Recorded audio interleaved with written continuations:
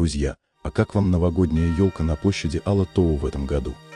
Кажется, что она стала еще красивее и ярче, правда? Весь Бишкек сияет праздничными огнями, а атмосфера на площади просто волшебная. Здесь собираются семьи, друзья и даже туристы, чтобы почувствовать настоящее новогоднее настроение. Делитесь своими впечатлениями в комментариях. Понравилась ли вам елка? Как украшен город и что бы вы добавили в следующем году? Давайте создадим праздничное обсуждение вместе.